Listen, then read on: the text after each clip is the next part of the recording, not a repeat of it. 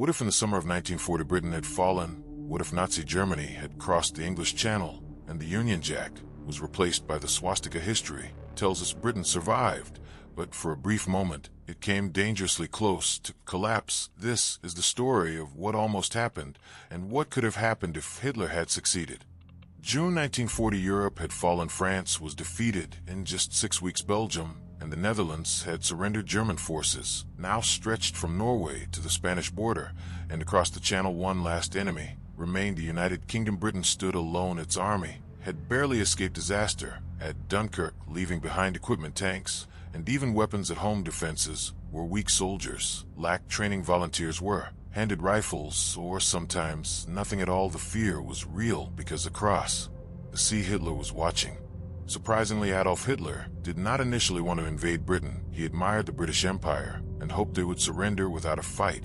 But Britain refused, so Hitler ordered preparations for a planned Operation Sea Lion, a massive invasion across the English Channel. But there was a problem. Germany had never attempted anything like this before. There were no proper landing crafts, no naval superiority, and the Royal Navy was the most powerful in the world. Still, Hitler believed one thing: if he could destroy the Royal Air Force, Britain would fall.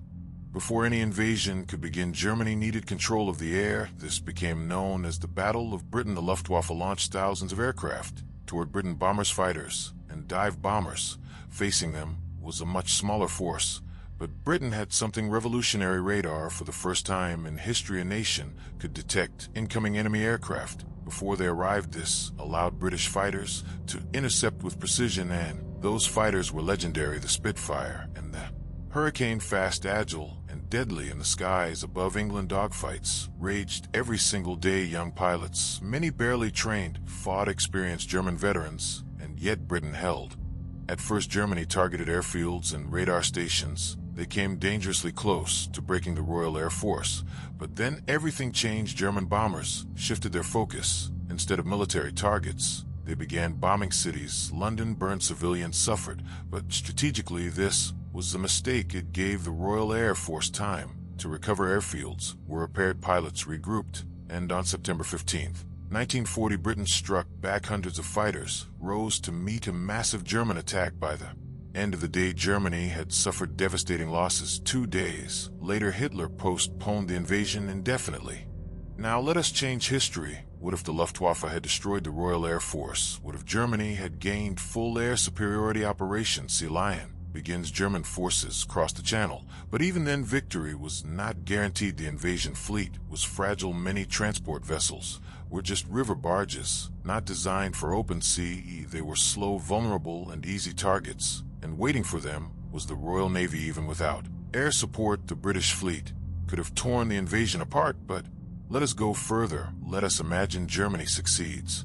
German troops land in southern England. They establish beachheads. Reinforcements arrive. British defenses begin to collapse. London is threatened. The government faces a choice: fight on or surrender. If Britain falls, everything changes. There's no base for future Allied operations, no D-Day, no liberation of Western Europe.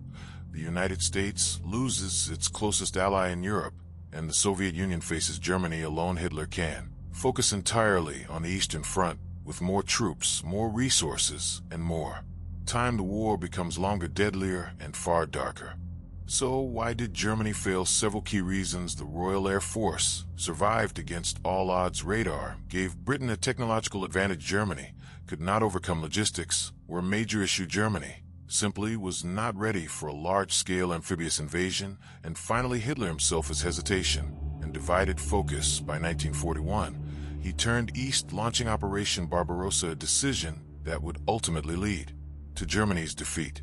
In the summer of 1940, Britain stood alone against the most powerful war machine in the world, and it survived not by luck, but by preparation, technology, and determination. History could have gone another way, a darker way, but it did not. And sometimes the fate of the world is decided by just a few weeks, a few decisions, and a few hundred pilots in the sky.